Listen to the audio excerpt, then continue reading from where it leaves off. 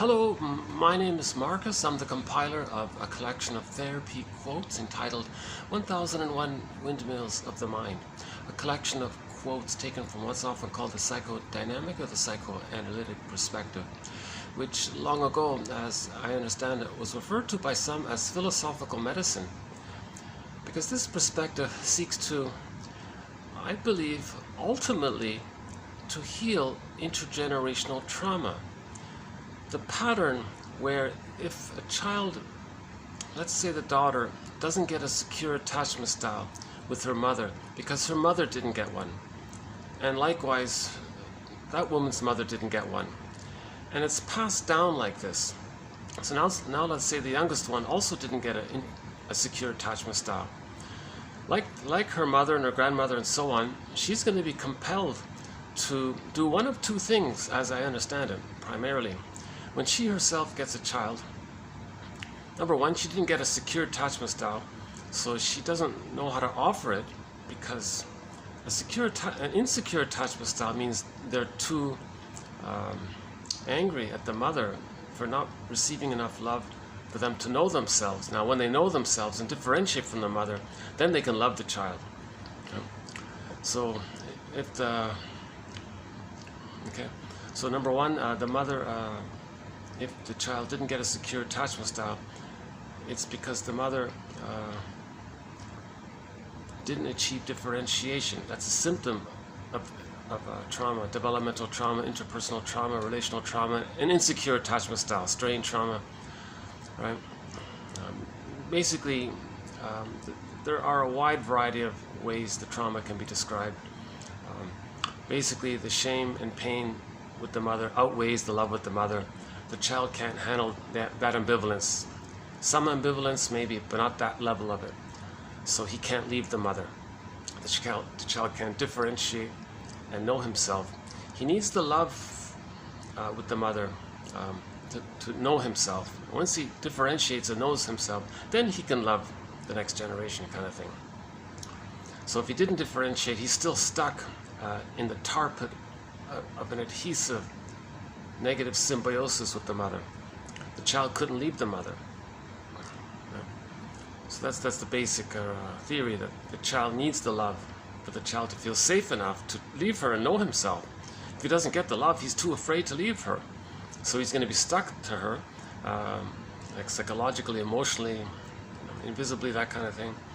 And he may even be so angry at her that he just gives himself up and identifies with her and becomes a caricature of her, and is going to do to others what the mother did to them, to maintain the loyalty to the mother in the mind, because they need the attachment and the loyalty, because they're going to wait with the hope that maybe one day the mother in the mind will change her ways and provide the love, then the person can differentiate. Now, it's a secondary delusion.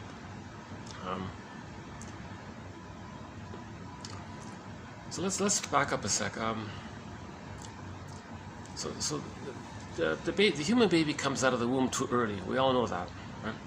They need what's called a secure attachment to complete the development up until the age of 30 months, roughly, Margaret Muller says.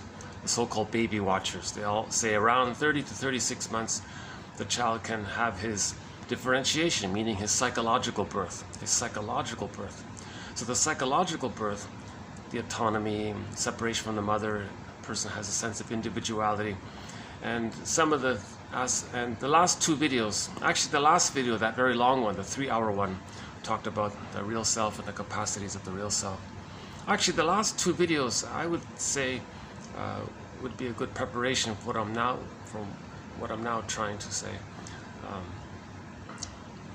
So the last two videos were also done in this venue here. So this is my third video, sort of in this venue here. We'll see how it goes here. So we talked a lot about development and object relations theory in the last two videos.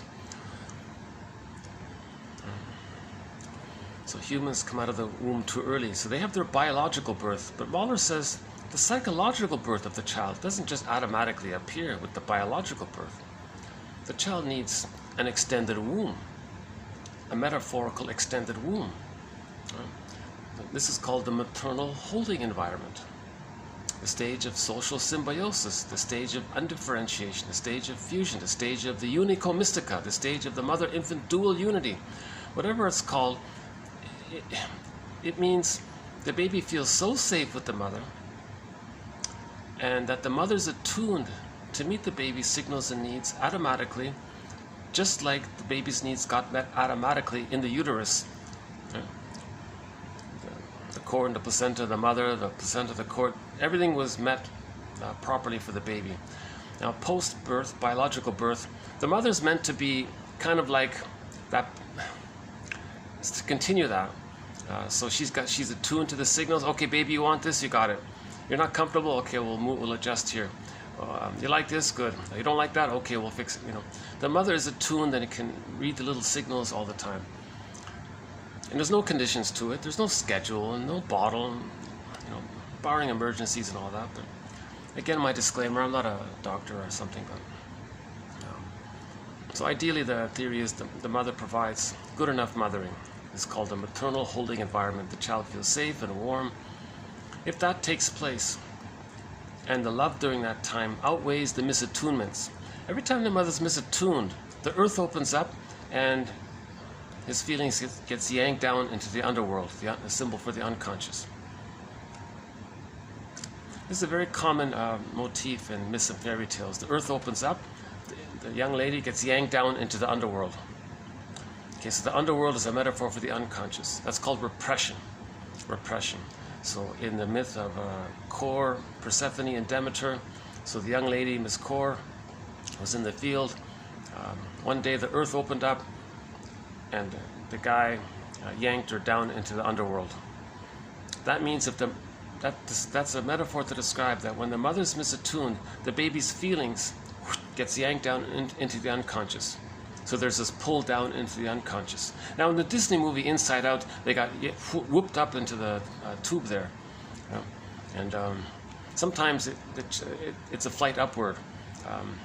In the White Bear King Valamon, the soul escaped upward on the top of Ice Mountain.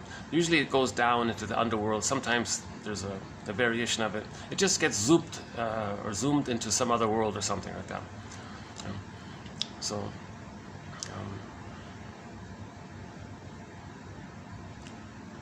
Now, when the baby doesn't get his needs met, he feels pain, shame, and rage.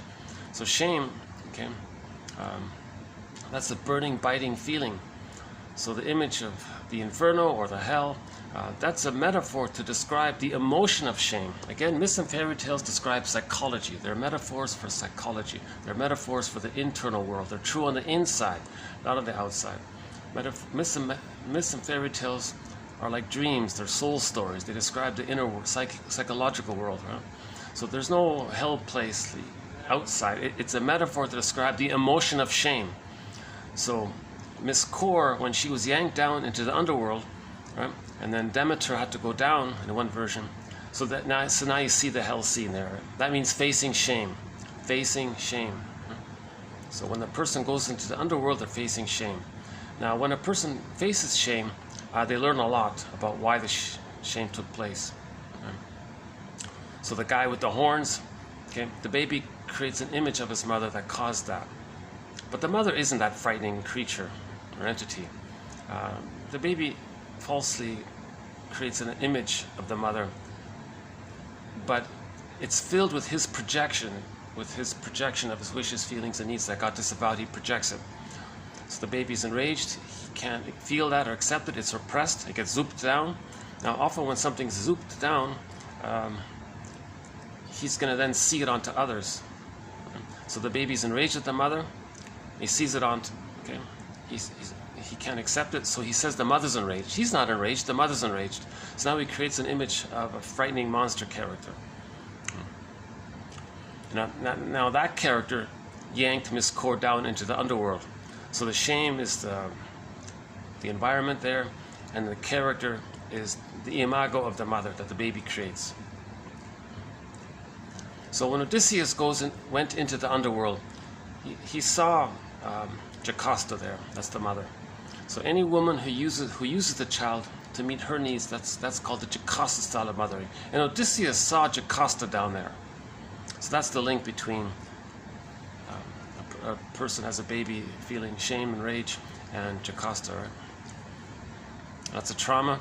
Odysseus saw Sisyphus in the underworld, meaning he's not aware. It just means you're not aware of it. It's in your brain, non-reporting brain.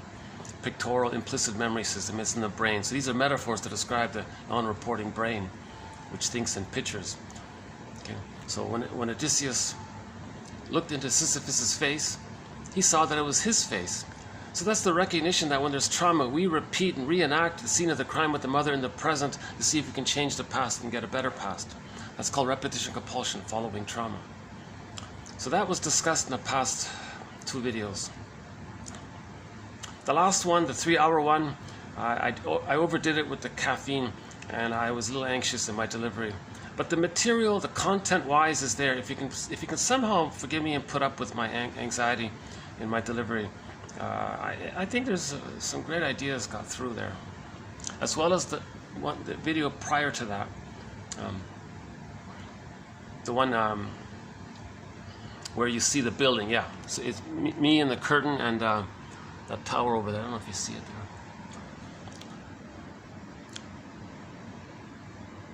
Yeah, that black and gray tower, that one there.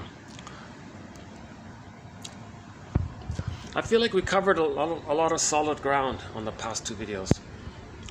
It's hard to quite pick up on it. It's hard to summarize the past 5 hours as a base for this video. I'm trying. Oops, I got locked out again. Hold on a sec. This thing keeps locking out on me.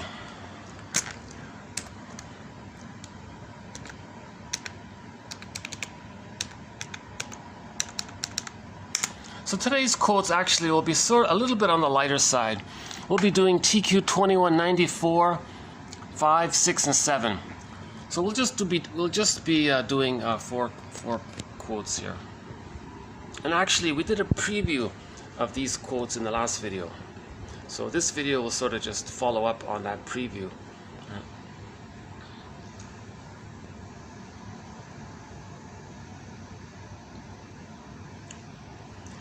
Actually, I almost felt like, why don't I just take a break, Marcus? You did a lot of material recently.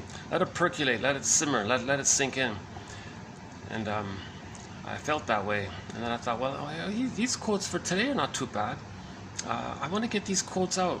So there are imperfections in my delivery and in my timing as well. But I'm getting the quotes out. That's what I like very much. We now have 2,197 therapy quotes in 1001 Windmills of the Mind. Now the complete collection of 1001 Windmills of the Mind has over 5,000 quotes. So roughly less than half of them represent the best of the best. That's the TQ quotes. And the other 2,000 plus quotes are sort of honorable mentions. But all of the quotes are categorized under one of 50 themes. So myths and fairy tales, that's the theme. So we have a whole chapter on myths and fairy tales, the psychology of myths and fairy tales, how they're metaphors for psychology. Myths and fairy tales, one of the main motifs is goddess and demon. That represents the psychological pattern of the splitting mechanism.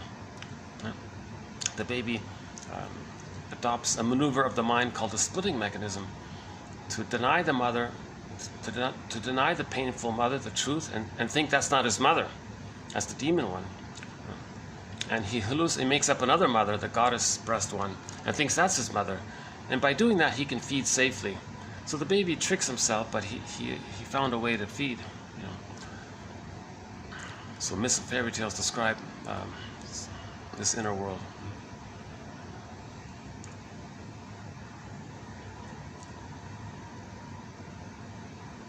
This first quote here by Merriam-Woodman sort of summarizes the situation in its most broadest terms. In order to survive in a demanding environment where one or both parents projected their unlived dreams or nightmares onto their children, the infants gave up trying to live their own lives. as little human beings with needs and feelings of their own, they were rejected. Their mystery was never considered. And so they grew up automatically thinking in terms of other people's response. In other words, they developed a charming persona, a mask they created with infinite care, a mask that, as adults, may be at once their greatest blessing and greatest curse. Outwardly, they may be brilliantly successful, but inwardly empty. They cannot understand why their intimate love relationships repeatedly end in disaster, a pattern they recognize but feel they can do nothing to they don't know how to stop it, kind of thing. It's compulsion.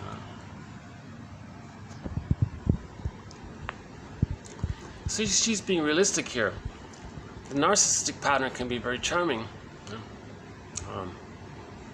So they're going to be successful in the material world because they always can read and intuit what others want to hear, that kind of thing. But their relationships are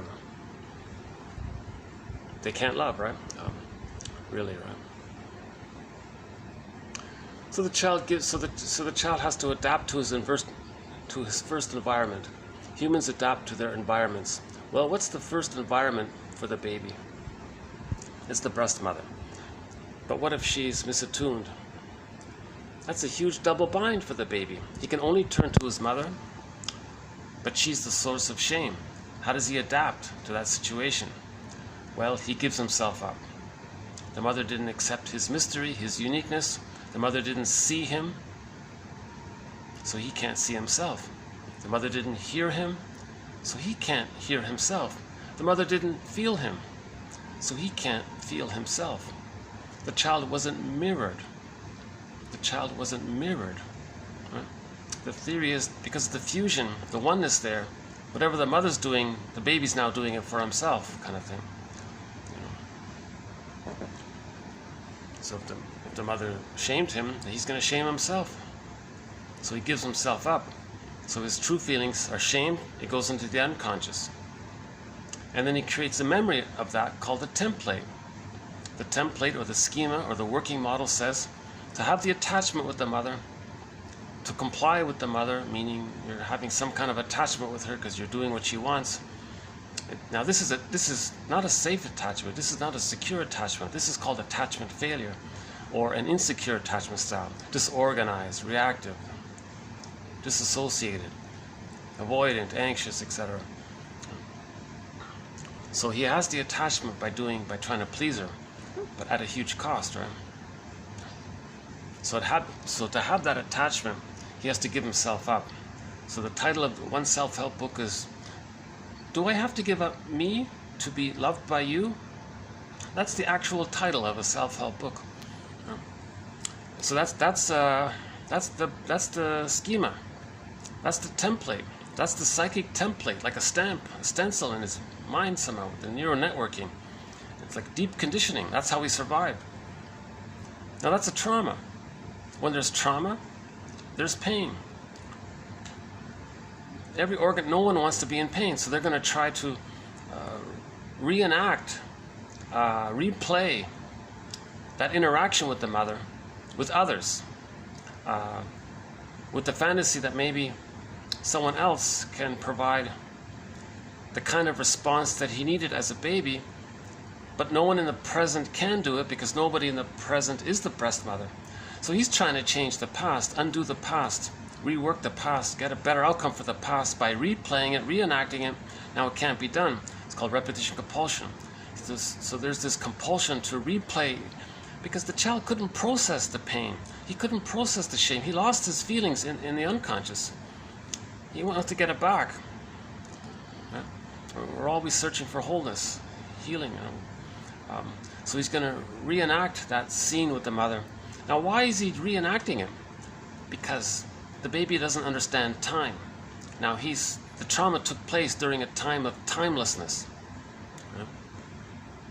So he's just constantly replaying because there's no time. He doesn't understand past, present, future. It's just now. So now he was traumatized. No, do it again. Get a better outcome. But there is time. So because there is time, the unconscious is going to get the person to distort the present to fit the past. Because they want to still relive the past, reenact the past in the present to get a better past. That's called repetition compulsion. Transference, acting out, infantile transference. So we're going to use the present as a new edition of the past again and again. That's maladaptive. It distorts relationships realistically in the present, causes problems in relationships because the person is compelled to not be in pain. That's his primary focus, right?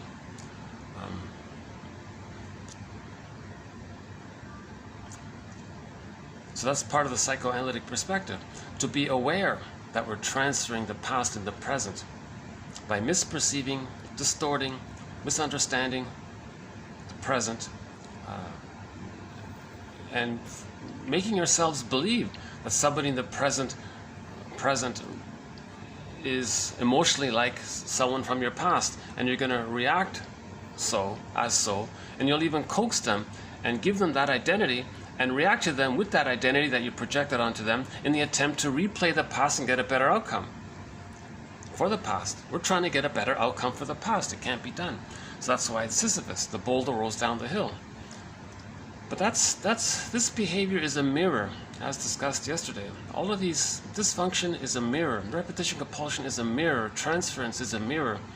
Prejudice is a mirror. Any expression of the splitting mechanism, goddess and demons, prejudice comes from there. That's a mirror that there's trauma. Prejudice is a mirror that there's trauma. Because when there's trauma like that, the child has to use splitting. He can't accept that the mother's so shaming. He denies that his mother's this devouring monster. And he believes his mother's a goddess kind of thing. That's how he feeds. So in his memory system is goddess and demon in his template. And it's stuck there. It's stuck there.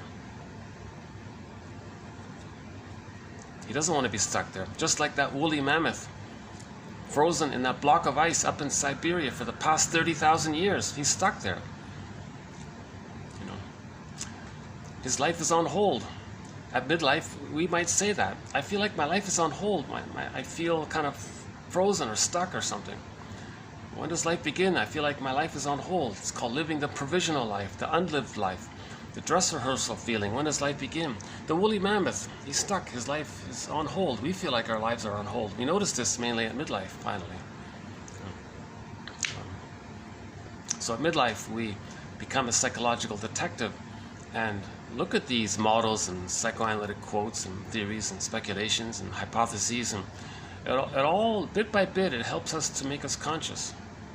When something clicks for a person, we get a dream, then things are working. We got to wade through quite a bit of material, what feels right, and just put things aside that doesn't make sense. That's why we have so many quotes. Each person has, so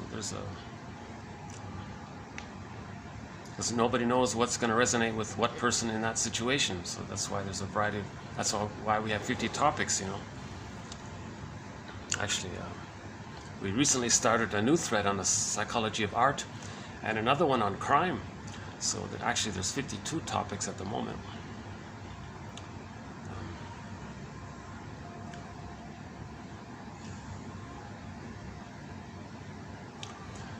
Yeah. So the parents project their material onto the child. When they do that, that puts a pressure on the child to accommodate the mother. See? If the child believes that he has to accommodate their parents, and they're not seen and accepted as little human beings and persons with their mystery and their uniqueness in their own right, then they give it up for the attachment. You see? So one script is called dysfunction equals protecting the mother. In a sense, the child protected the parents. Right? In a sense, so Keeson says it more or less, as I understand it, the baby, if the baby could speak to his mother in the beginning, hey mother, I have this need. Mother, Mr. Toon, oh, it bothers you? You can't understand my needs? You're not meeting my needs? Oh, I see, so my needs bother you. Well, don't worry, mother, I'll sacrifice my needs. Whoop! Okay, so yanked down, right? The earth opens up and his innocence gets yanked down. His pure innocent need gets down, yanked down into the underworld, the unconscious, the non-reporting brain, the implicit brain, the implicit memory system of the brain. Now the child feels badly about this. He feels angry and hurt about this. Hey mother, I feel very angry about sacrificing my feelings to accommodate you. The mother says, oh, wait a minute. You mean you're going to ignore my feelings as well? Well, that's a double insult. Oh my God. Okay, mother, I'll do it as well. If it's to please you, fine, I'll do it. So whoop, his feelings gets sucked down into the unconscious. So the child lost a lot.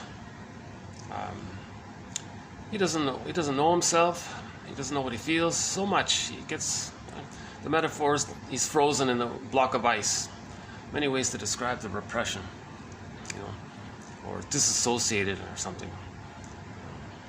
Maybe an image of himself is floating on the side or something. There's so many ways to describe trauma. That's a trauma, right? When a child has to give himself up for the attachment to the mother. And it's a painful attachment to boot, right? So he didn't even get a secure attachment style by doing it. So the child tried his best to please his mother, accommodate his mother, to placate his mother, to protect her mother even, because the child has to do whatever the parent wants, because the child believes that attachment is on condition. The child first says he's got to attach. The mother says, if you want to attach, it'll be a painful attachment, it'll be an insecure attachment, but if you want to attach, I'll only give you a insecure attachment style. Okay, mother, if that's all you have to offer, what do you want me to do? Well, then the child believes that the mother can't accept his feelings, his wishes, his needs, his developmental path, his autonomy, his mystery. In this quote here, the mystery, his uniqueness. Right? In order to survive in a demanding environment, meaning his mother was demanding, right, misattuned. In order to survive, in order for the baby to survive in a demanding mother environment, the baby's environment is the mother. In order to survive in a demanding environment where one or both parents projected their unlived dreams or psychological needs or nightmares onto their children, the infants gave up trying to live their own lives. As little human beings with needs and feelings of their own, they were rejected. Whoop! Okay, earth opens up, the golden ball gets put into the unconscious. Their mystery, their uniqueness, their autonomy, their specialness, how they're unique. Nature's greatest miracle. Okay, so they were never seen, they were never heard, they were never felt. Okay, so they weren't even really, their uniqueness wasn't even considered. Their specialness, their uniqueness, one of a kind, that wasn't even considered. Right? So they grew up automatically thinking in terms of other people's response. That's the template. In other words, they developed some kind of mask, some kind of persona. Now often, it's interesting that she called it charming. It means they're very sensitive to reading others, because that's, the baby develops this hyper antenna during this time. Now this mask, ironically, can give the person some blessings. They can make a fortune maybe by doing this if they're a great actor on a TV screen or something. Right? Or it can be a problem. Right?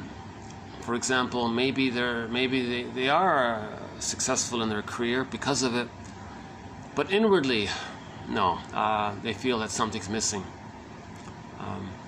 and maybe they wonder why they can't be happy in love. Why do they have this pattern of choosing partners who don't consider their mystery, don't see, hear, and feel them? Right? So if the mother neglected the child emotionally, the person will choose partners, will be attracted to partners, and they have the antenna for it. They have that charming antenna, that sensitive antenna. Oh, that person's going to neglect me. Oh, I like them, because it reminds them of the hope of getting the love with the parent. They want to replay that. They want to redo the trauma with the mother. Now they found another version of the mother. Now there's an excitement there. Oh, I love you. You're perfect. You're just like, you unconsciously reminded me of my mother. Now, the reason they're so excited because they sense that the person in the present is going to reject them. So before we get to that point, the person says, oh, I love you. You're perfect. Now change. That's the title of that play. I love you. You're perfect. Now change.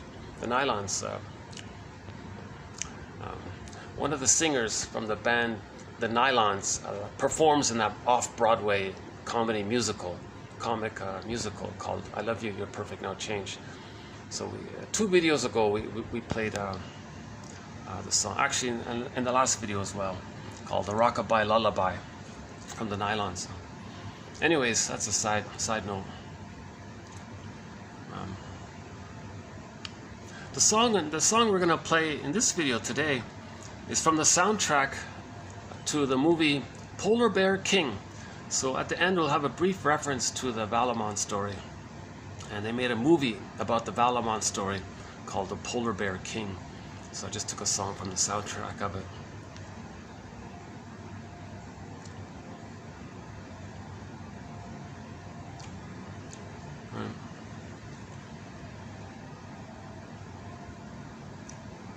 So that's the repetition compulsion. The mother neglected, didn't see them. They're going to choose partners who are going to ignore them. And they're going to do it again and again. They don't know why. And they feel this immense excitement about people who are going to be cold to them because the mother was cold to them. But now they want to change it. As repetition compulsion, they want to get a better outcome for the past. It can't be done. Even now, if the person in the present is kind of considerate, they'll feel great about it.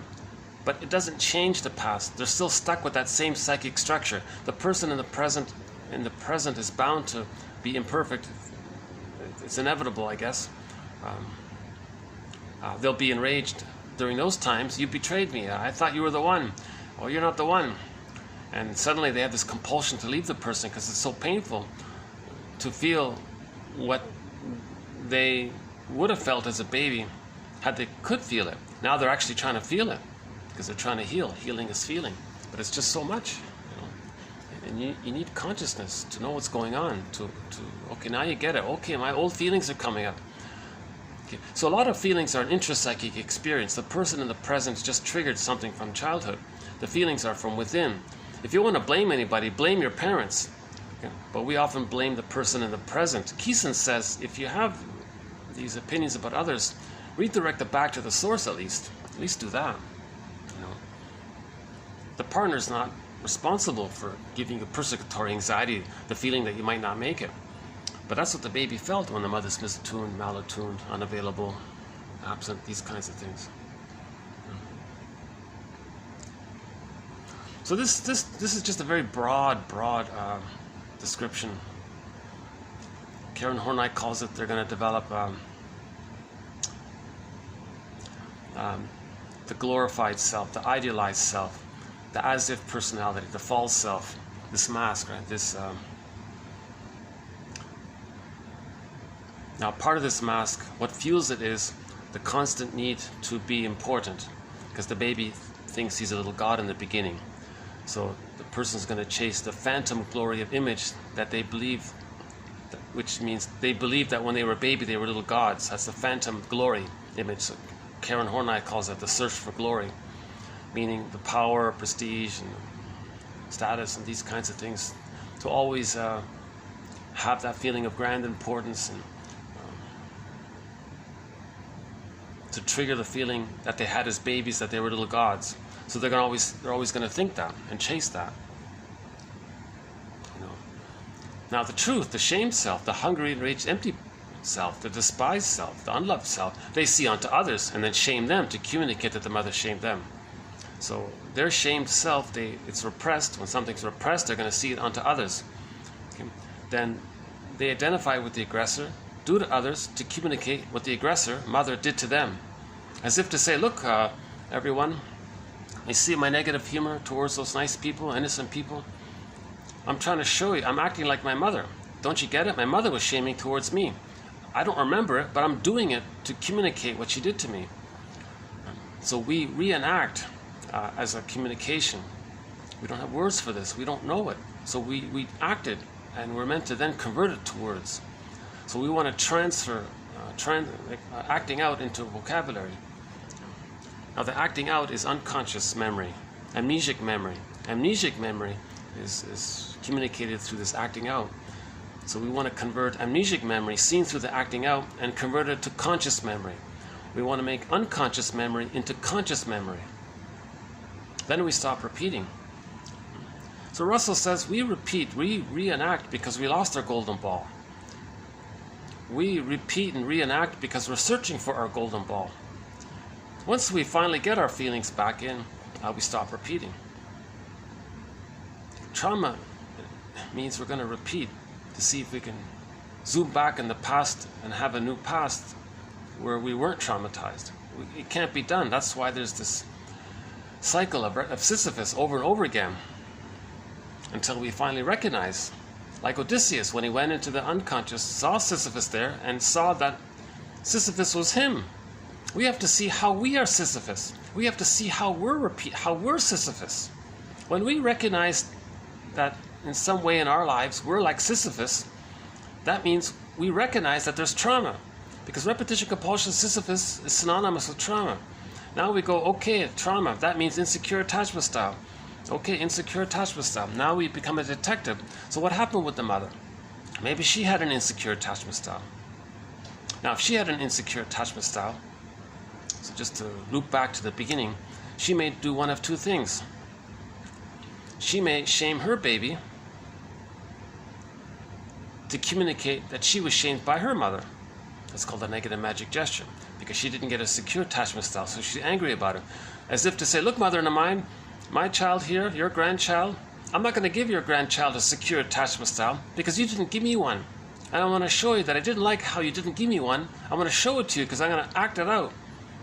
I'm going to replay it, reenact it out so that you can see it. That's a negative magic gesture or intergenerational trauma. Now another version of it, maybe not as painful as that, but still damaging for the child, but maybe not as damaging, but still damaging, is that the mother has a child and says, at last. Someone's going to respond to me, see me, listen to me, be attentive to me, be around for me, support me, be a teddy bear for me, comfort me, be there when I'm sad, do what I say, help me out, do whatever it is, right? So she's requiring of the child the kinds of things that she wanted as a child from her mother. She's going to parentify the child. So that's the thing about the dreams one. Right? In order to survive in a demanding environment where the mother projected her unlived dreams. Okay? So her unlived dream, in my current example, is that she had the dream of having a mother who would be there for her. So she's going to see that unmet dream of the missing mother onto the child and parentify the child, and she can do it. She can menticize, she can condition the child to always be dependent on her.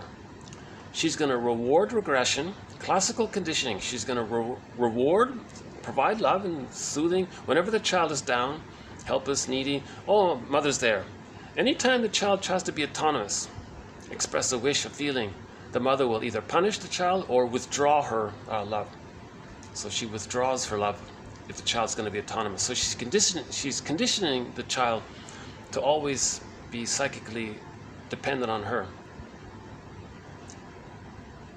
Now, if this is a son, he has the mother complex. If it's a daughter, she has the Electra complex.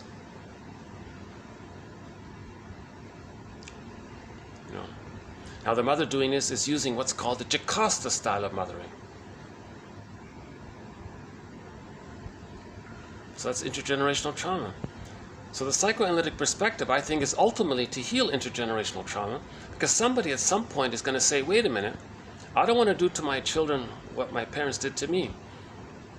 So now they they become a detective, and they realize that they didn't get the love they needed. There's a huge sadness around that. The truth will upset you free. So the truth will upset you free. The sadness and the anger, now you're starting to feel you're getting your golden ball back. So in the Disney movie Inside Out, joy and sadness came back to the console. Okay. So in trauma, the character's joy. So that Disney movie Inside Out describes what we're talking about. Joy and sadness got zooped into the other world, into the unconscious, into the non-reporting brain, that fantastical world. On the console, it was just the amygdala, fear and anger mainly, survival mechanism, hyperreactive, impulsive, highly reactive, and prejudicial, very much either or thinking, right? It's just the amygdala. It's just constant survival mentality. Right? There's no gratitude or love or affection or these kinds of things. Right? It's just survival mentality, right? The amygdala. But at the okay, so joy and sadness finally came back. So that's our self. That's our psychological self. So we have a wide range of feelings between joy and sadness. The fear and anger, it's pretty limited, like that, right? Either or thinking, hypervigilance. Usually the fear is first, then it jumps to the anger, right? Often when a person's angry, you didn't notice that first they were afraid. It happens so quickly, you just see the anger suddenly. So the fear and anger are very closely linked like that in the amygdala, the stress response system. So we talked about the movie Disney, that Disney movie Inside Out a few times already, so I won't really do it here. But the main message is, right, with trauma, our golden ball, represented by the characters joy and sadness, got put into this other world, the unconscious world, the basement, the non-reporting brain. And the person was just dealing with the amygdala. Yeah. That's a painful life, stressful life all the time. PTSD kind of thing. You're always hyper. Yeah, that's why the character Fear could read dreams, right? Maybe there's a reference to that, right?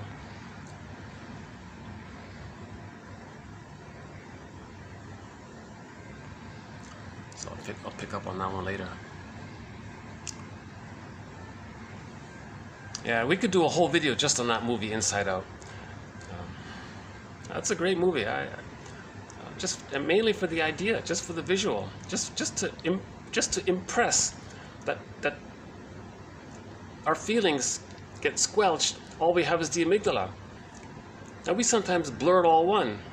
Well, the feelings or the emotions.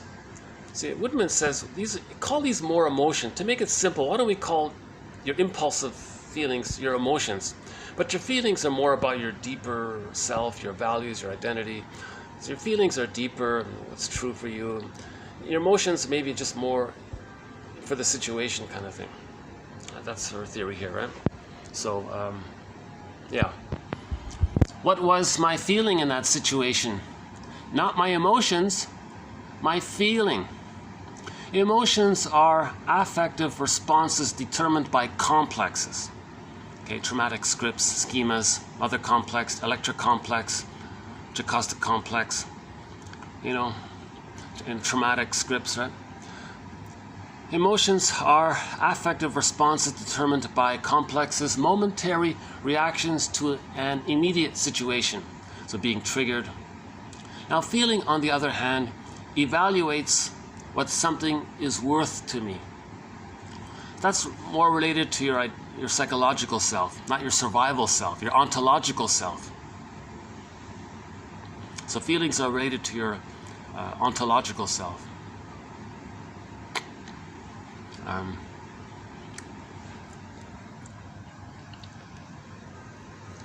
Some people say, if you're aware of your feeling or emotion, it's called a feeling.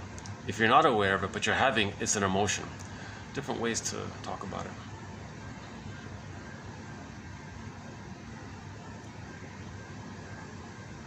Now the mask is,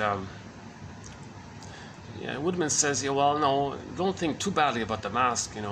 If you're at the company Christmas party, you have to wear the mask. You can't talk too intimately or authentically in these certain situations. So we sort of need a social mask kind of thing. In many social situations, we all wear these kinds of masks, right? It just means we're not. We can't always make I statements in every situation. I felt, when this happened, I felt this. It reminded me as a child, I had this need, didn't get met, and I felt that, and this is what's coming up.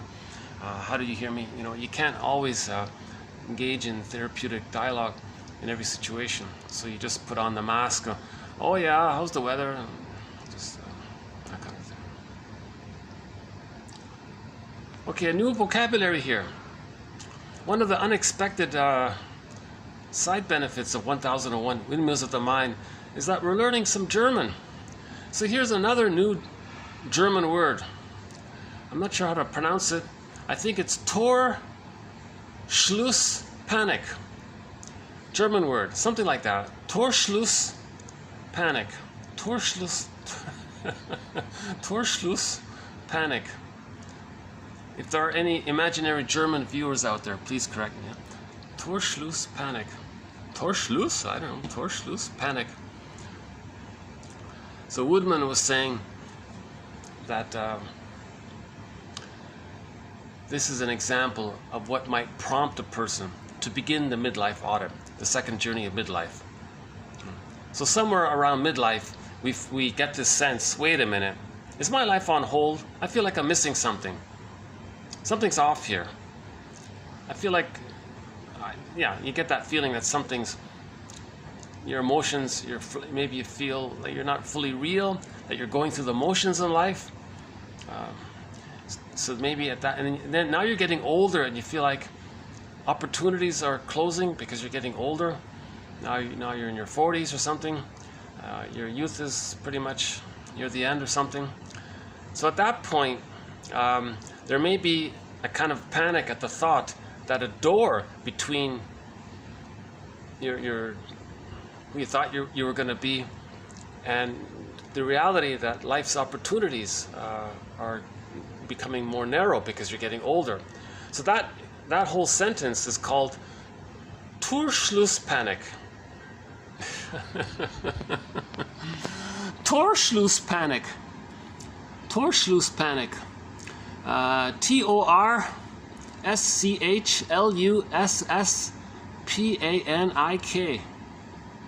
Panic at the thought that a door between oneself and life's opportunities has shut. The fear behind that word is what drives many people into therapy. The last door has shut, maybe. The last rejection has taken place, maybe. This would be like, the last rejection has taken. This would be like,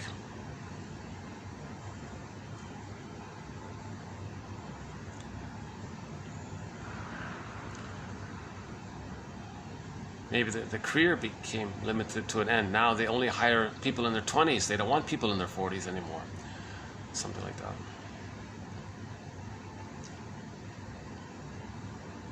So in other words, the search for glory.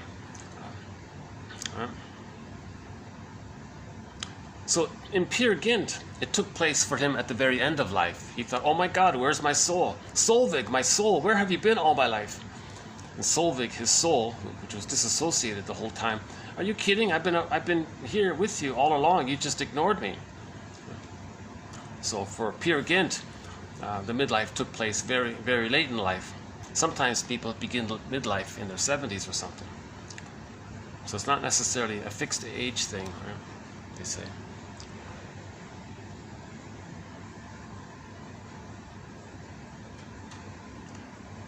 So Peer Gynt, he tried the search for glory to be constantly wealthy and all. He was greedy. He was greedy his whole life, selfish and greedy his whole life. And then the opportunities to get all this fame and fortune for him kind of diminished late in life. Then he got the Torschlusspanik. Well, Solvig, my soul, my feelings, where have you been all my life? Then he panicked or something. It's this feeling that there's something,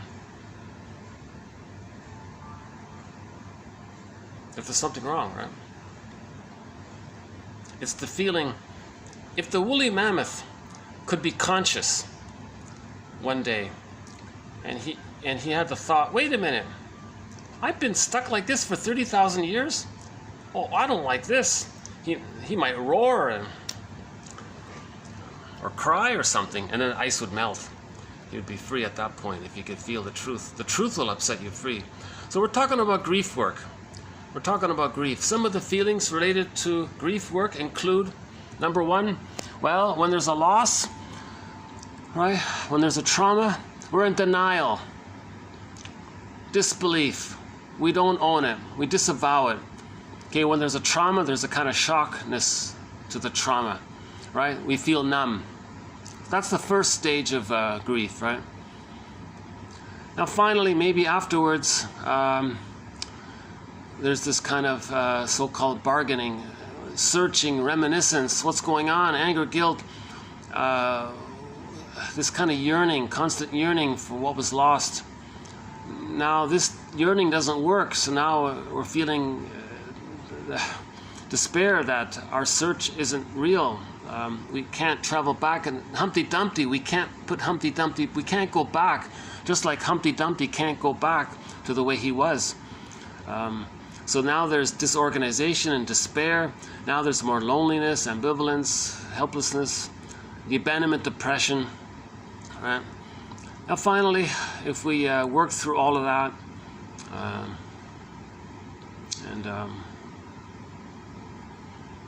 eventually we're going to kind of grieve, do the mourning process, start to grieve when we accept the truth of what happened, become aware of what happened, observe what happened, realize that shock and numbness is the first stage of grief, realize that anger and guilt and anxiety is part of the grief response. So now, finally, we understand we're going to get some acceptance to the situation. After we achieve some acceptance, maybe we start to feel better. Now, during the grief work process, you don't want your friends to say to you, "Oh, come on, did you lose something? What, you're 45 and you didn't have a good career, and it doesn't look like you're going to have a good career, and you're upset about it. Oh, don't worry about it. Just smile. Don't cry. Get over it."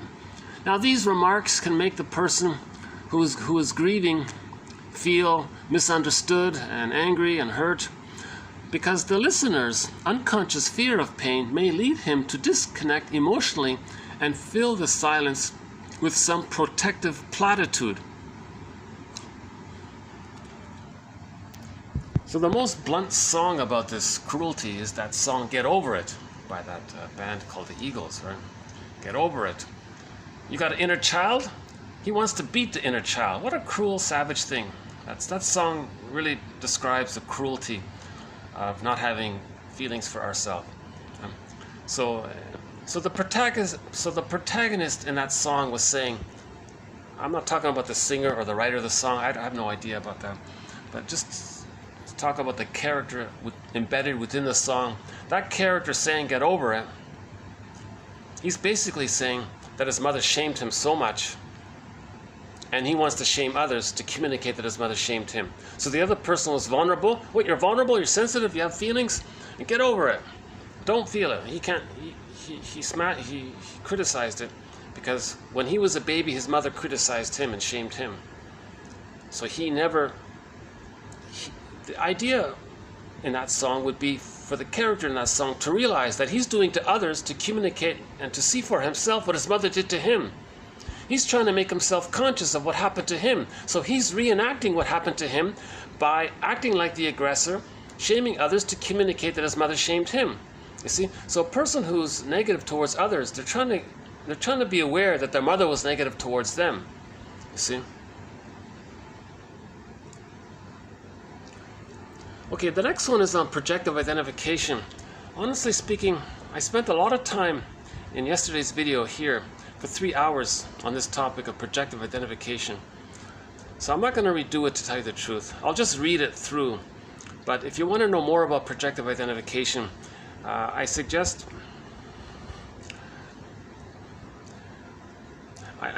typing in the search engine here, psychoanalytic self-awareness quotes. In this YouTube channel, type in projective identification, and you'll get all of the quotes on it.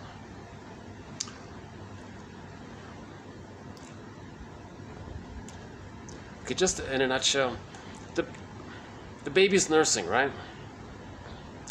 The mother is there to meet the baby's needs. So if the baby's distressed, the mother should be distressed from the baby's point of view. The baby doesn't get that the mother's a separate person who's going to feel distressed and respond. He just thinks everything around him is just to serve him. So the baby's distressed, the mother picks up the signal, the mother responds, the baby is soothed, comforted, soothed. Right? So a cycle takes place. Baby's distressed, mother gets it, mother adjusts, accommodates the baby, and the baby is comforted and soothed. Right? So a cycle takes place. Now the baby's brain is malleable during this time in the first 3 years, right?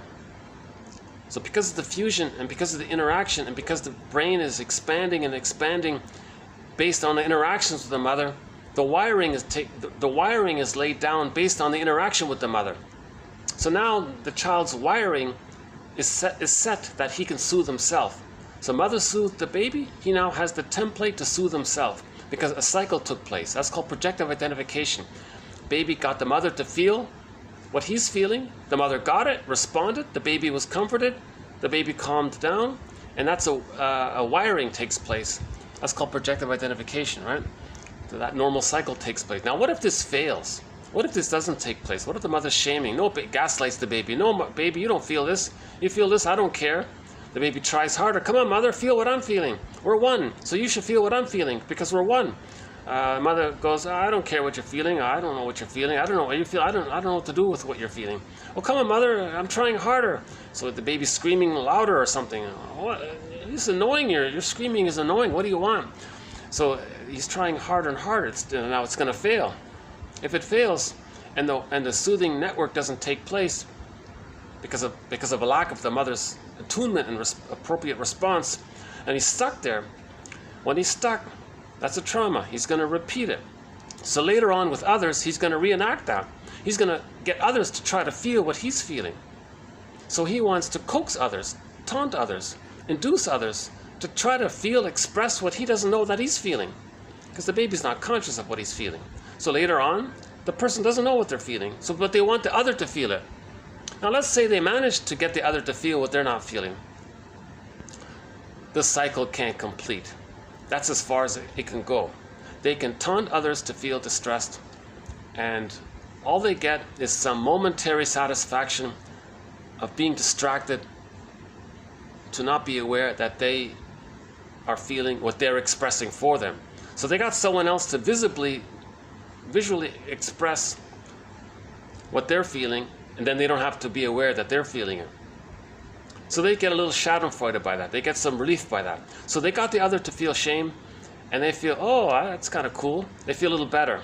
That's called schadenfreude, meaning they don't have to feel that they feel shame within. It's repressed. It's in the bag. They got someone else to feel it. They coaxed someone else to feel it.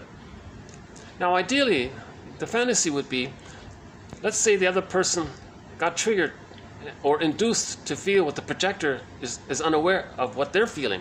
And they got the friend, to feel sad, angry, shamed, anxiety. Right?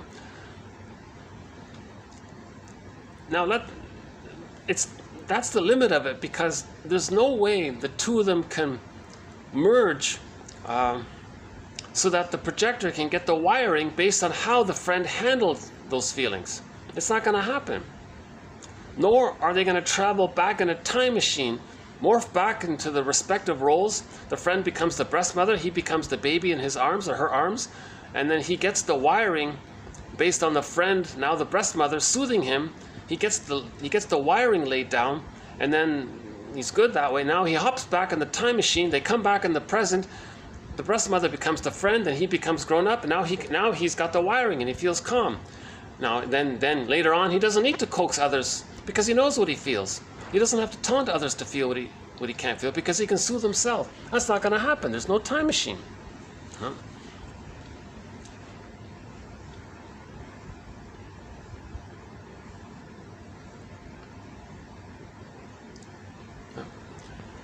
So the boulder rolls down the hill. It's Sisyphus. He's going to do it again and again because he's getting a kind of secondary benefit by doing this. He's getting the schadenfreude.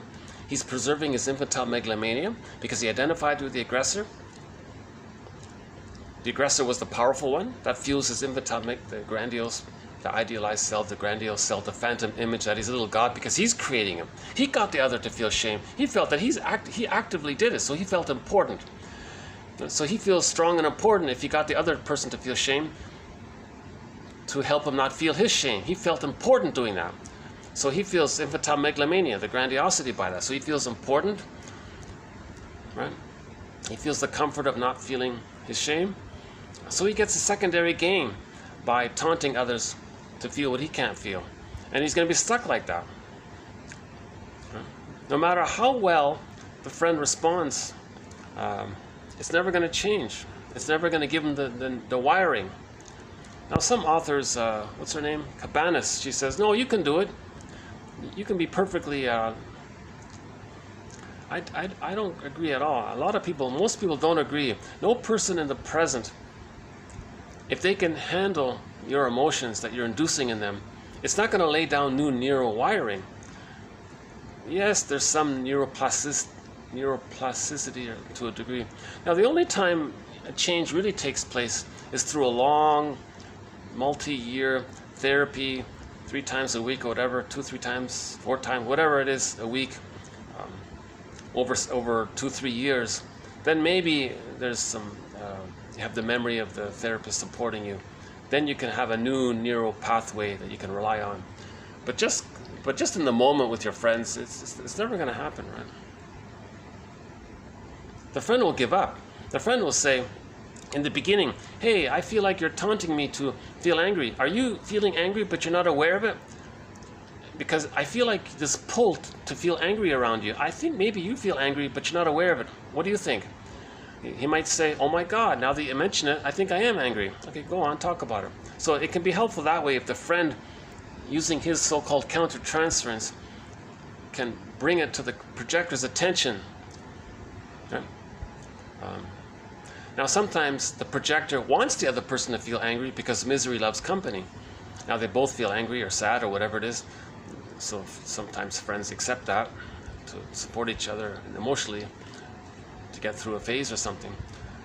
So sometimes a lot of it's benign that way, you know. So 2 friends are having coffee.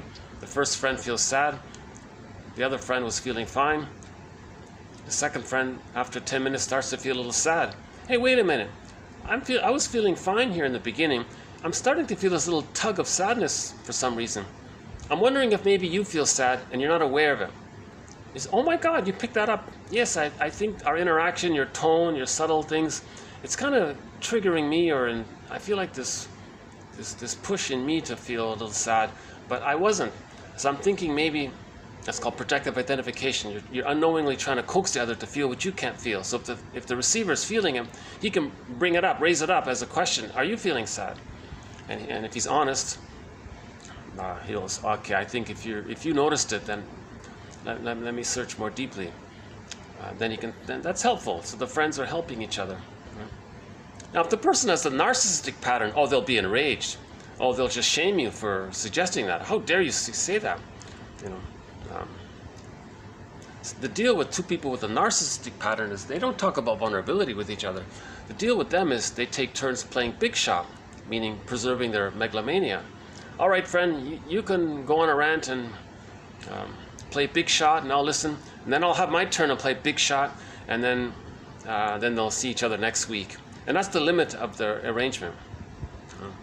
If someone goes beyond it, the friendship is broken, apparently. So we have a quote about that from Burglar. So projective identification, okay, it's based on the prototype of a failure of the baby not being able to induce the mother to respond with love to what he's distressed. The adult version is a continuation of that. The adult is trying to get the cycle complete. The baby didn't get the cycle complete with the mother, so that's a trauma. They want to get the cycle complete with the friend in the adult present. It can't be done. But they're going to do it again and again because of the secondary gain by it. Preserving the narcissism, the schadenfreude, maintaining the repression, feeling important, coaxing the others. So there's some kind of benefits by doing that. But ultimately, it's for the person, it's for the projector to be aware that there's trauma, that the mother didn't soothe them. They're always wanting others to express their feelings, and they're not being soothed by it. They're just being distracted from their pain by seeing someone else in pain. So they're not soothed by the friend's shame expression. The friend expressing their shame doesn't mean that the friend then has the ability to soothe themselves. So that's sort of the basic idea of projective identification. There's more to it. So here it is here. So projective identification occurs when clients project or attribute certain thoughts, ideas, or feelings onto the therapist, and the therapist actually behaves toward the client congruent with the behaviors that have been projected onto him or her. A client, for example, may see the therapist as bossy and therefore acts passive. The therapist then actually acts bossy in response to a passive client. Through the process of projective identification, clients may recreate interactions that occurred with significant others in their lives. So here's another aspect of projective identification. It's replaying the disappointment. They were disappointed that the mother didn't complete the cycle. So the friend in the present can't complete the cycle. So they're repeating it. Okay? So if the mother was bossy, so if the baby had a bossy mother, demanding, impossible to please, impinging, engulfing, controlling, these kinds of things, the baby ended up being very passive by that. So later on, they see the therapist. The therapist has some image of authority. The mother had an authority over the child. The therapist has a kind of authority. So the client's going to automatically think, oh, I believe you're going to be very bossy and pushy, just like my mother was, but he's not aware of it. So he's suddenly going to be very passive. Now, by doing that, by replaying the childhood scene where he was passive as a baby towards the bossy mother, now in the present, he's going to be passive towards the therapist. The therapist is finally going to get annoyed at the uncooperative, passive client. And he might get annoyed by it and start to become bossy. Then he goes, aha, I recreated it. See, I knew you were going to be bossy just like my mother. But the therapist was meant to be very helpful. But the client is going to insist and demand that and coax and taunt the therapist to be bossy because they're trying to communicate that the mother was bossy. So the therapist has to say, was your parent very bossy? I feel like there's this pull on me to be bossy towards you. He's trying to reenact what happened. Okay, one on rationalization. Okay, rationalization. The invention of reasons for ideas or actions when the real motive is not recognized consciously. To tell you the truth, I couldn't find the light switch for this room here. It's kind of getting dark in here. I wonder if I can go, let's see if I might be able to go down to the little pool area. Let's see. Hold on a second.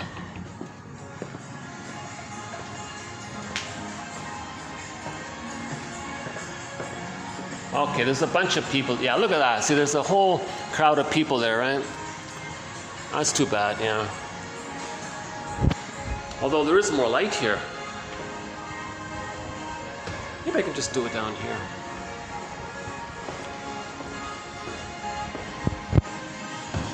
See there? See, I think I did about 5 videos there, which is really nice. But now this area is fully open, so. Should I just do it? Come down here? What do you think?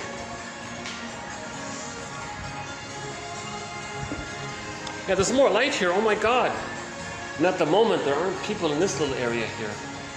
But that might change, huh?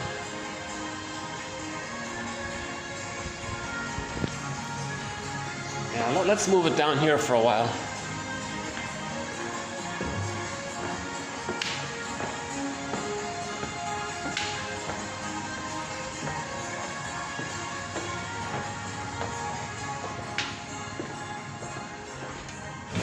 Oops.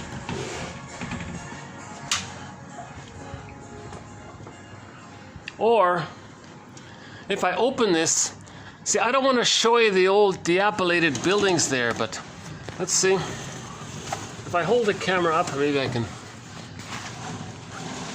Okay, how's that? See, there's some very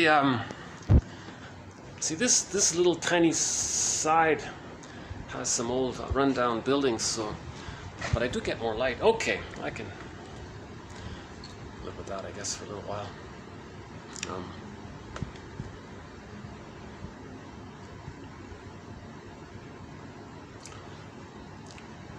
Okay, rationalization is an unfortunate jargon. Robert Bly says, forgive psychology for its jargon, just forgive it. It doesn't mean if you're using rationalization, it doesn't mean you're being rational or reasonable. Quite the contrary. You're trying to give the impression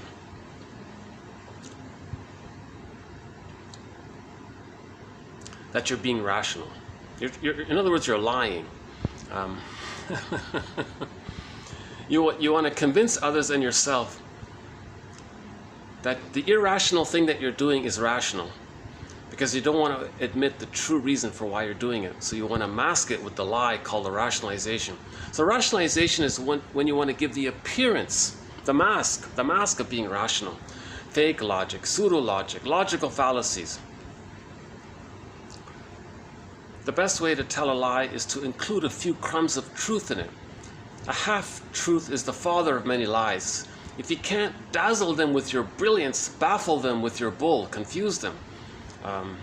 So you want to confuse them, say overlapping things, equivocation, switch the topic around, imply this, sins of omission, lies of omission, don't include this, let them believe this, lead them to think that. So you confuse them or impress them with your fancy vocabulary, maybe. Just so you want to get them to give up, to believe you, or not bother, or they feel tired to question your true motive. That's called rationalization.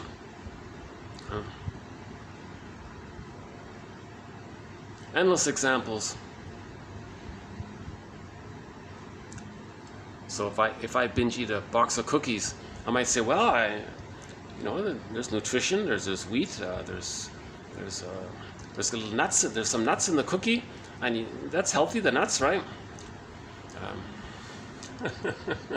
But the true reason, I was feeling anxiety, so I gulped down the cookies to trick my brain to send me serotonin so I could feel safe and therefore not anxious. Okay? So the truth was, I was being triggered that when I was a baby, I was scared, and that emotion came up.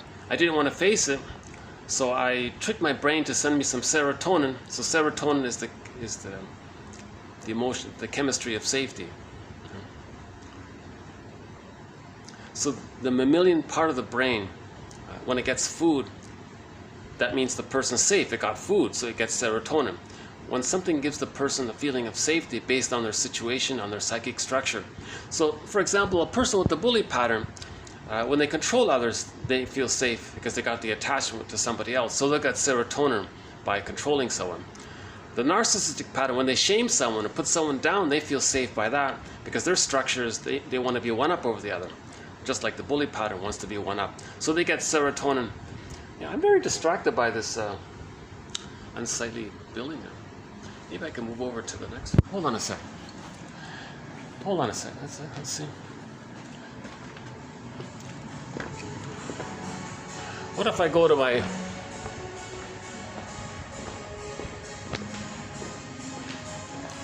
Well, maybe I can go... Yeah, let's go. Here's where I was yesterday.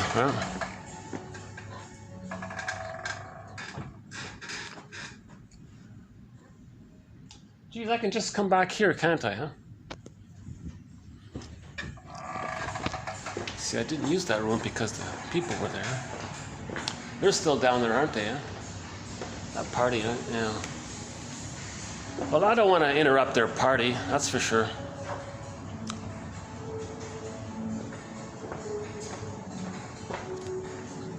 Let's pull right, okay.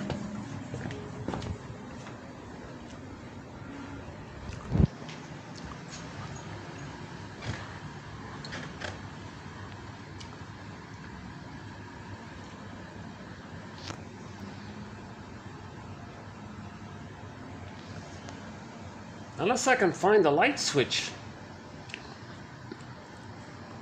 Isn't that bizarre that there's no light switch around here?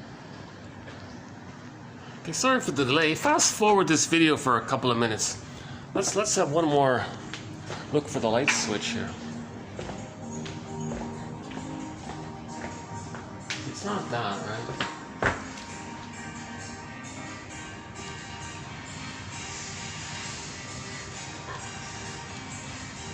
Oh, wait a minute.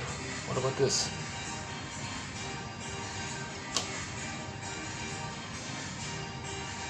No. And that's it. That's it. Those are the lights.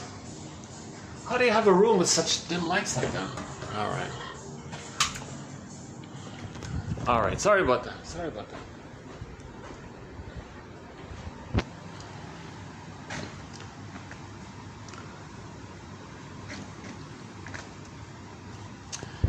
If anybody has a nice venue I can use, let me know.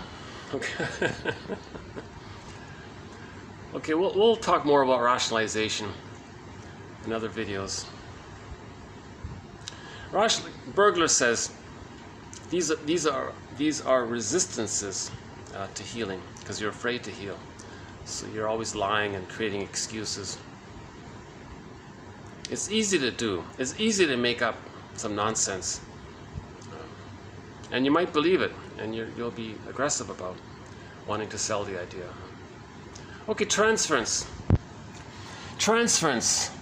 Clients repeat many of the same behaviors with their therapists that they have shown with significant others throughout their lives. Oh, something's beeping here. Hold on a sec. I'm still online here. Sometimes when the light changes, this thing beeps on me. Okay. Still recording. Yeah, okay. Okay, transference. Clients repeat many of the same behaviors with their therapists that they have shown with significant others throughout their lives.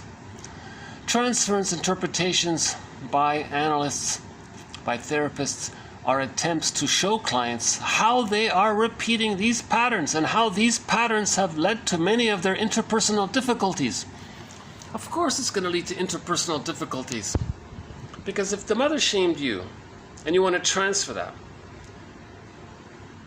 so you see your shamed self onto others, identify with the aggressor, shame the other to communicate that your mother shamed you. That's going to cause difficulties. You're not going to make friends like that if you're shaming them all the time. Or you coax the other to be shaming towards you. The other person doesn't like that. You're not accepting their mystery. You're not accepting their uniqueness. You're assigning some role to them. You're seeing them as the shamed self, or you're seeing them as the shaming other. That's going to cause difficulties. But the person is doing this to be aware of what happened to them in childhood. In unraveling the details of the transference, it is essential to think in terms of total situations transferred from the past into the present, as well as the emotions, defenses, and object relations. So this is from Melanie Klein. So whenever Melanie Klein says something, I pay more attention. She's one of our mentors here, Melanie Klein.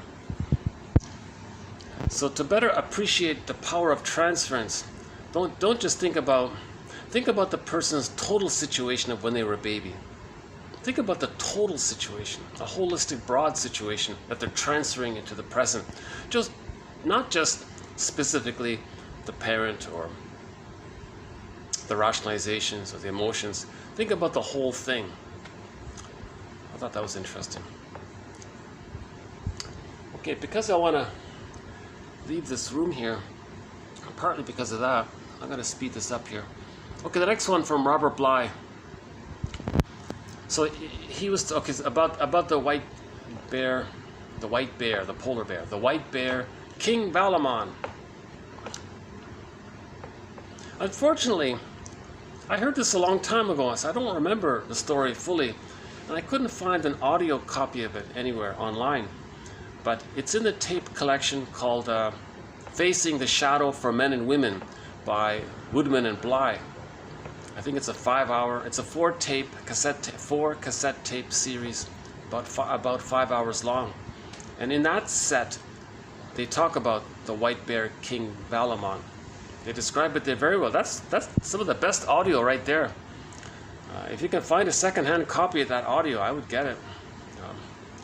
Yeah, it's not online. I'm surprised. That's a basic audio material.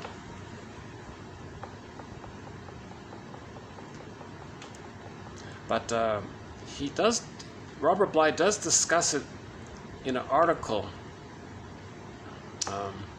in an essay, in the book called Sacred Stories, the power of sacred stories or something. So from that article, he retells the story, and then says, well, as a preface, he says, although I've agreed to say a few words about this story as a sacred story, it is presumptuous in a way to say anything, and very easy to make misleading remarks. Everything I say, therefore, is tentative. A great mystery surrounds stories this ancient. Our story is a sacred story because of the images, the golden wreath, the children nourished on stones, the white bear, etc. These images resonate in some holy place in our soul somewhere. The images feel like scenes from some drama long lost from childhood, carrying information that we are now remembering, making the unconscious conscious through the stories. Now, psychologically, each of the characters in a fairy tale read as energies, all of which exist inside of us. So an entire mythological story or an entire fairy tale story, it's like one long dream belonging to one mind. So you got to keep that in mind when you hear a fairy tale or a myth. The whole thing is like a dream for one mind. Just like you wake up in the morning and you had all these dreams, it all belonged to your one mind. Same idea, right? When we read a myth or a fairy tale, psychologically, we often find ourselves astonished at the leaps of inclusiveness asked of us.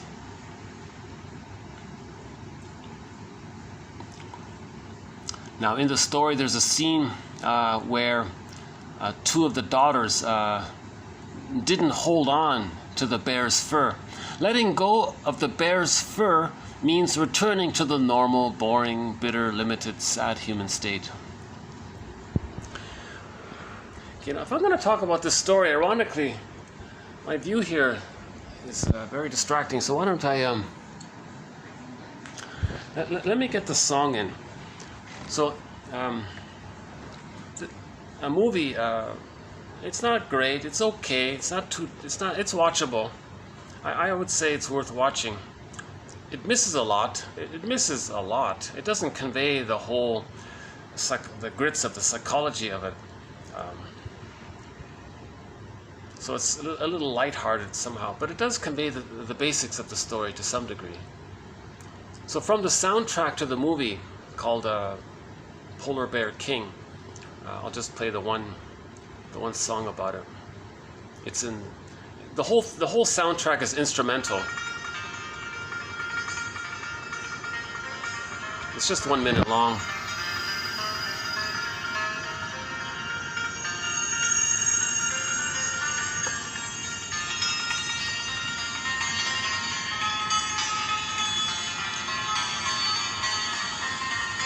So in another land, in another place, in another time, there lived a king with 3 daughters. The youngest one day was out in the field, and she saw a white bear playing with a golden wreath. This youngest princess felt an immense attraction to what she saw. She approached the bear and asked him if somehow she could have that wreath. And the bear asked her, well, what are you going to give for it? She said, well, you know, I can, my dad's rich, I can give you money. What's a bear going to do with money? Well, we've got some condos. Well, what's a bear going to do with condos? Well, what do you want, bear? And so the bear said, well, now you got to imagine this as some kind of inner psychological mechanisms going on within, right?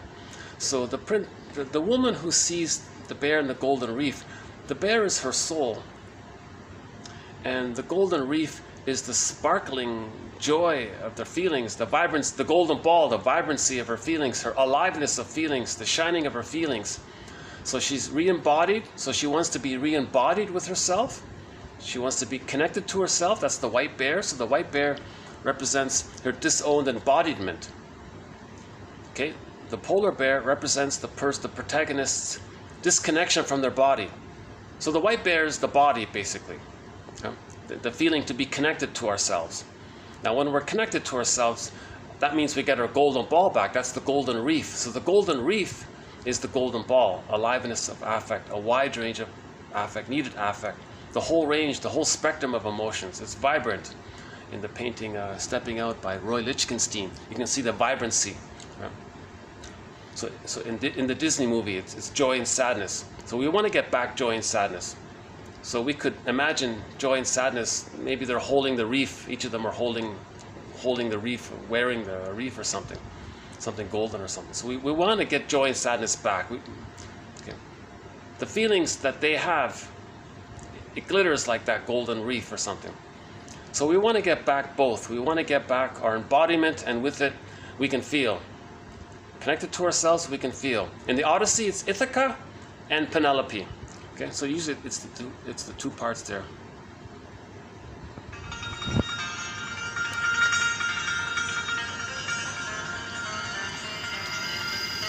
So the bear said, well, we need to be together. We need to be reunited. The girl said, you mean we're going to get married? That's right, we're going to be married. We're going to be one. We're going to be a union. She said, oh my God, that's what I want. Yes. So now they're engaged. So the bear said, okay, well, I'll pick you up at the castle. Get your things, and I'll pick you up, and we'll be together.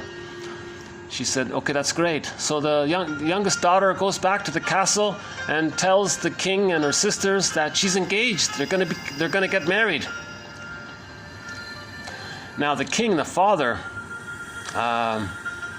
represents resistance. It's not a separate person. There's no literal father in like in a domestic story that the father says no. It's not like that. It's a part of it's the part of us that's resistant to being reunited with ourselves. It's the memory that says it's dangerous to feel connected to yourself. But we're ready to be connected to ourselves. There's a part of us that wants to be reunited with our bodies and our feelings. But there's a part of us that's afraid. That part of us that's afraid, that's represented by the king character. So the king character says to his employees of the castle, hey, staff here, I got an assignment for you. You know, tomorrow there's going to be this white bear king. When you see him, do me a favor, scare him off for me, okay? Scare off the white bear. We don't want him around. Scare him off, will you? So the next day, Valamon, his name is Valamon, he appears, and the staff try to scare him off, but Valamon scares them off. So Valamon roars and says, no, I want to be reunited. I'm the soul of the person. I got to be together with myself. So he roars. So the resistance is faced, and the king approaches the castle. So the white bear knocks on the door. I'm here to pick up my bride. So the king, further resistance, gathers up the three daughters and says, well, you know, we do have a custom in our land here that the oldest marries first. So he tells the oldest daughter to greet the bear. Right? So the oldest daughter says, okay, whatever, I'll do what you say, Daddy, or something.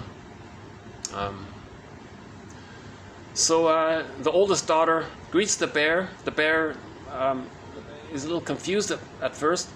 So he says, hop on my back. Right? So now the oldest daughter is riding on the back of the white bear. Now as they're riding along, the polar bear, the white bear, asks the oldest princess 2 questions. Number 1, have you ever felt more comfortable in your life? And the oldest princess says, oh yeah, when I sit on my father, when I'm with my dad, I feel more comfortable. Oh, I see. Well, have you ever seen more clearly? And she says, oh yeah, when I sit on my father's shoulders, I can see more clearly. And Valamon bumps the daughter off, and she scurries on back to the castle. It's the wrong one. It's the wrong one. So he comes back the next day. The king sends out the middle daughter. The same thing happens. He bumps her off. It's not the right one. He comes back the 3rd day, and the youngest daughter appears. Okay. So now we have so here's a picture from so here's the youngest daughter here. So this is from the movie Polar Bear King. So there's the youngest daughter riding on the back of White Bear King Valamon. And the bear asks her, have you ever ridden more softly? And she says, no, this is the most comfortable I've ever been. Have you ever seen more clearly? Oh no, I see clearly now. The bear says, oh good, this is the right one. And she's happy to be reunited with herself. So she feels an immense pleasure at being reunited with herself. So the bear is her embodiment. Now I notice, I don't know if you can see it, but the bear seems to be crying. You see, now when we feel safe, the feelings of sadness, of losing our feelings, the sadness around that comes up. So there's a delayed onset. Whenever we feel safe, whatever we've been feeling but denied, it's going to come up finally. So when you feel safe, you might start crying for recognizing that you lost something. You see, the mechanism. So it's like a delayed. You need to feel safe to feel. So when she felt safe finally, when she got back herself, she then realized that she was sad because she lost her soul for so long. We, the protagonists, lost our feelings for so long. When we get back our feelings, oh my God, it's gonna click in that we were sad and we're gonna cry because we lost our feelings. That's the natural human response to loss. We're gonna cry. So I believe this he's crying here. So the polar bear crying, that's a symbol of what's going on here. Okay, that she's now relieved. She's relieved. You see. So the bear says, "Good. We'll be together now." Right? So he takes her to his dwelling place. Right, and they have a life together, meaning we, the protagonists, have a comfortable life, a life with ourselves. But it takes time to get used to the reunion. We got to get used to this. So in the story, things worked well for 3 years.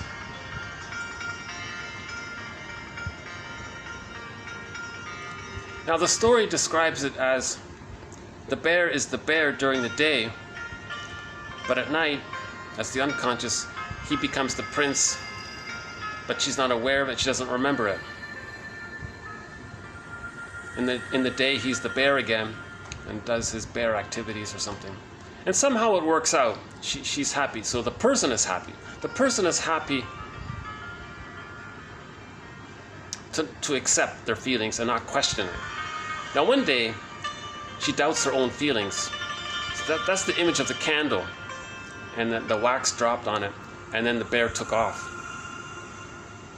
So when she doubted it, because some old doubt came out. Some old doubt came up. So something happened, and she betrayed her feelings. She betrayed her soul, and the bear ran off. The prince ran off. So now, because she betrayed her feelings, in myths and fairy tales, there's condensation. Many themes blend into one, and there's no time there. We cram in a lot of ideas into one scene. So now we can, like a dream sequence, you dream and things flip around and many things. So now, the idea of the prince taking off, climbing up the glass mountain, that's the motif of the earth opening up and the being yanked down into the underworld. Now the underworld was the upper world. It's the same thing. Things can flip around. So her soul was sucked down into the unconscious, or sucked up into the top of the ice mountain. Same idea. Okay. So we're just describing many motifs, psychological things going on. There doesn't have to be there's no logical sequence. They're just little snippets bundled together. So now the next dream sequence is that just like Miss Core got sucked down into the unconscious, I gotta confess, I'm really distracted by it. I don't want to show you what's beside me. It's very, I'm trying to do this happy story while I'm kind of feeling a little. The music helps, yeah. Maybe I'll do part of it in the next room here. Okay, hold on. So, unless I can go down to the pool, let's see. No, okay, my seat's taken. Okay, let's forget about downstairs. Let me do it in this next room. So I still want to continue with the story here. Sorry about the interruptions. I'll redo it. This is an experiment to see if I can tell these stories. So, hold on. Do I still get light if I do this? I want to be able to get some light and not have to look at that awful thing there. Interestingly enough, that disturbing scene out the window there, it is, it's an image of, I guess we could say it's an image of shame, I guess. Let's go back. Or maybe I can just go downstairs. Yeah, okay, let's just go down to there for a while. Too bad that guy's there, eh? Let's see. Oh, he's leaving. No, he's not. Okay.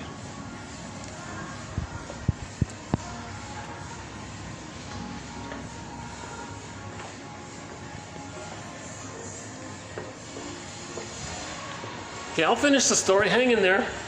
Okay.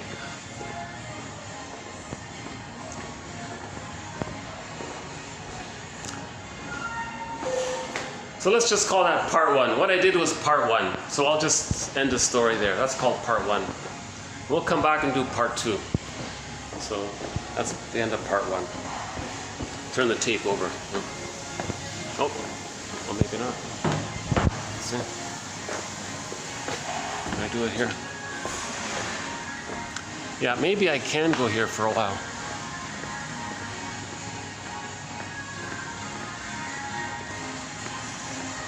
Okay, I think I can go here for a little. Let's see. Can I go here? Okay. Okay, I think I can sit here for a little while. Oh, that's better. I get some light. Oh my God, I got some light. Okay, so let's part two. Cue the music. So imagine that beautiful music back again. That traditional harpsichord, that ancient harp. I forgot what it's called. Many cultures from around the world have this ancient harp. Like on your lap, it's a harp, and you tap on it. It's a nice sound, yeah.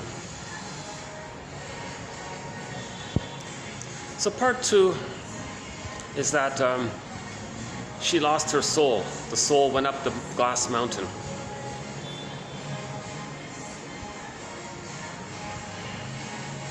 Now, she was losing her soul several times. Okay? That's represented by the children en route to the top of the glass mountain. And her full soul is at the top. Valamon, her full soul, the prince, is at the top, right? So as she's climbing the top,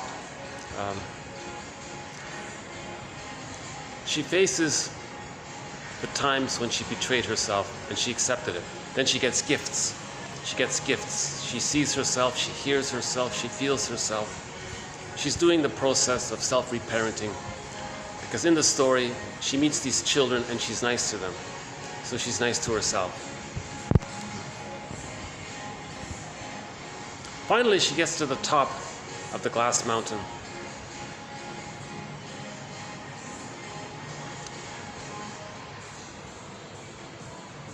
But when we betray our feelings,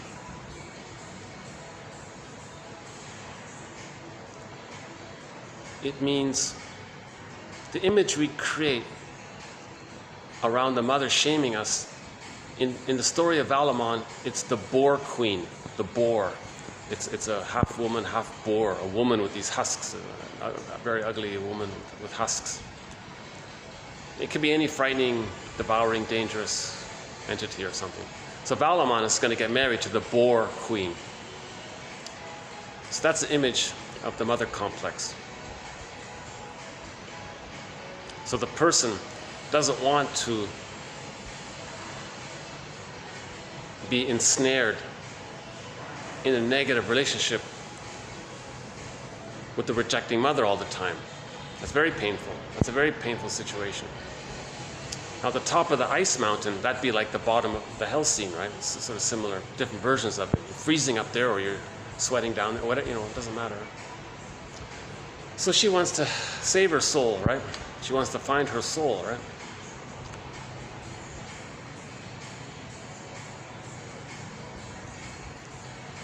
So she finally, long story short, she does meet up with the prince. There's a lot of resistance, a lot of challenges, a lot of adventures around it. Finally, she meets him, and they escape. Now, when they escape, that boar creature dissipated. Because now she really appreciated herself, really accepted herself, didn't doubt herself anymore, and trusted her feelings. And she is unique. She discovered her mystery, she accepted her uniqueness, and she has the genuine self-esteem, and she likes being embodied. She likes having her feelings, and she appreciates it, and she's accepting it, no longer following the old script that she has to sacrifice it to please the mother. That's the boar queen. So right? So when we get to a place where we want to change the script was sacrifice yourself to please the boar queen. That's for the attachment. That's what the baby did. As an adult, we want to change that. We don't want to stay loyal to the boar queen. The baby did it as a desperate measure. The baby would rather have the boar queen as his mother than have no mother. That's very painful. In midlife, we want to update this. We want to be ourselves. We don't need the boar queen. We don't need to be loyal to the deal we made in the beginning, where we had to lose our golden reef, lose our polar bear, to have the attachment to the boar queen. We don't need to do that anymore. Yes, it worked. Yes, it was helpful, but later it's hurt. It's painful. It's painful. The thing that helped the child to survive trauma, the things he did that helped him, then hurt him. That's the problem. It helped him, but the very same things are going to hurt him. So maybe for the woolly mammoth, maybe it helped him to be frozen in the block of ice to survive. But he can't get out now. 30,000 years he's been stuck. Now it's hurting him. Maybe it helped him in that moment. I don't know the full story though.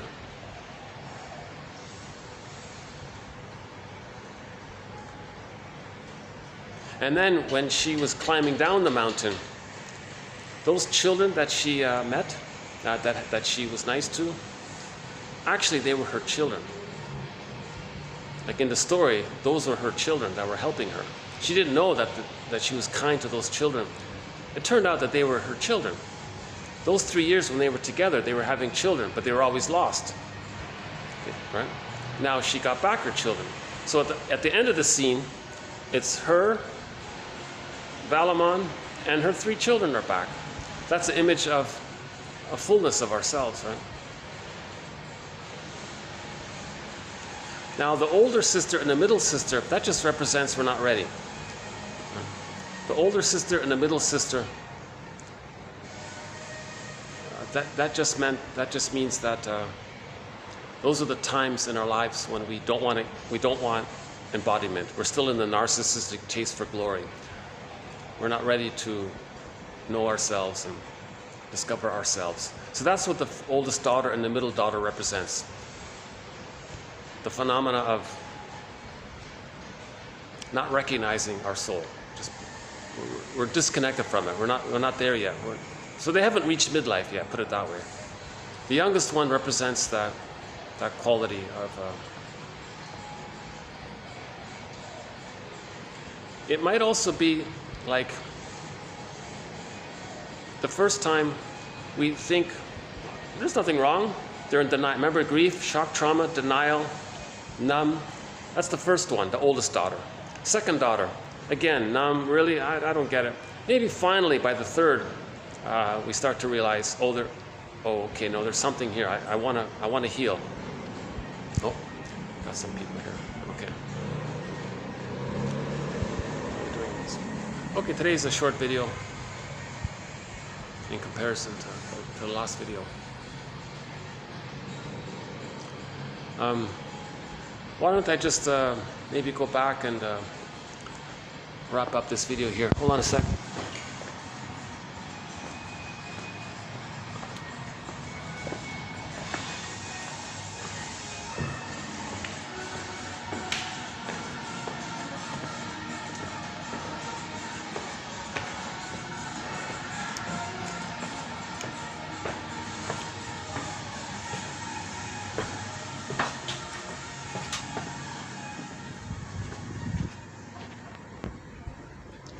I can get back the song again.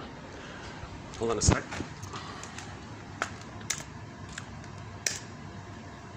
Still here.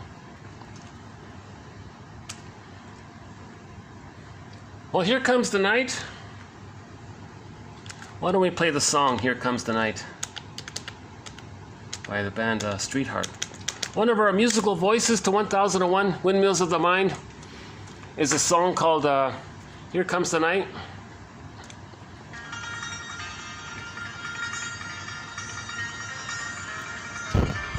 So for more information on this story, the White Bear King Valamon, see if you can somehow get the audio series called Facing Your Shadow? Facing Your Shadow, I think, for men and women. The 4-tape set. It's only on cassette. It doesn't seem to. It hasn't been digitized. Why is this room so dark? Yeah, this room isn't used anymore, right? Yeah.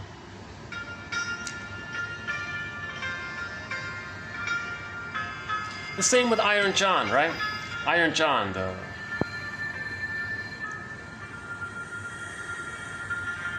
in Wikipedia, they made a note that Jim Henson tried to cover 2 of the scenes in his Storyteller collection. Jim Henson, I think he missed the ball there. He missed it. It was a nice effort. He tried to use the Muppets.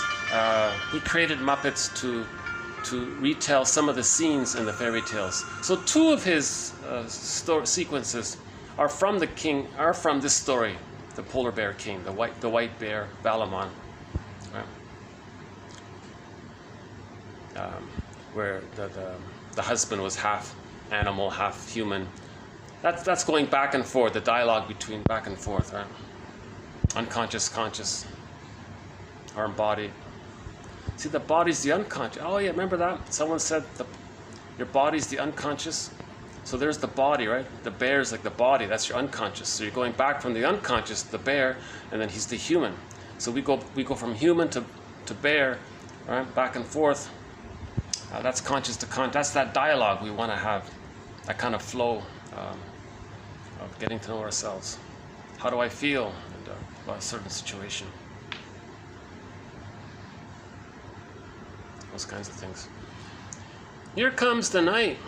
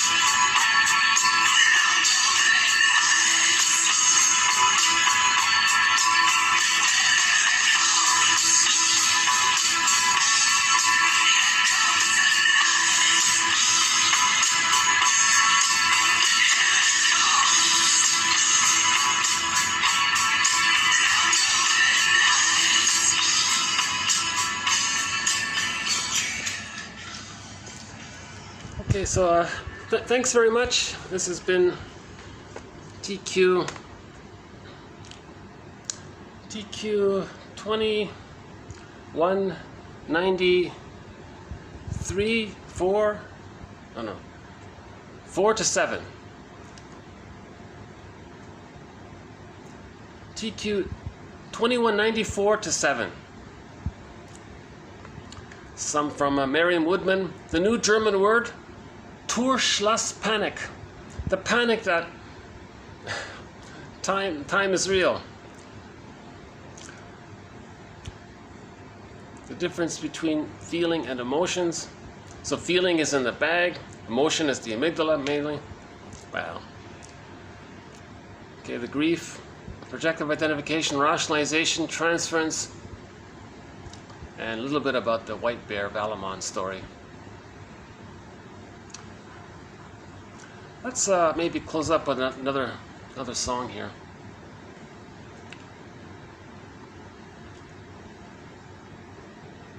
Let's pick a song we haven't played in a while. Hold on a sec.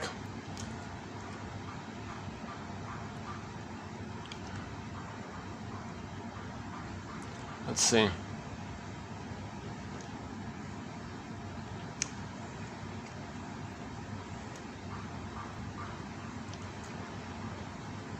The Love You Gave, Lead Me On, The Beat. What about The Beat? We haven't played this in a while. A song called The Beat by Ili Sapi.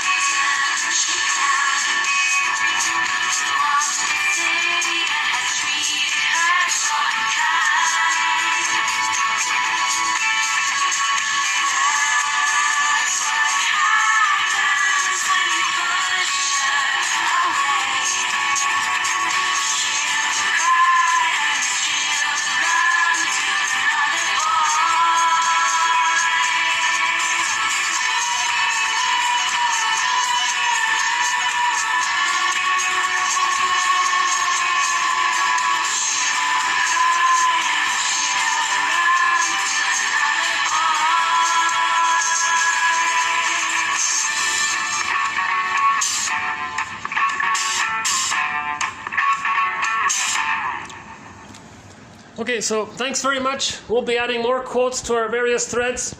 See you, oh, what about this one here? Check this out, we got a painting. Another paint, can you see it? Oh, no, maybe not. Okay, I'll show it to you next time. So we'll see you in the next video. Thanks very much. Bye for now.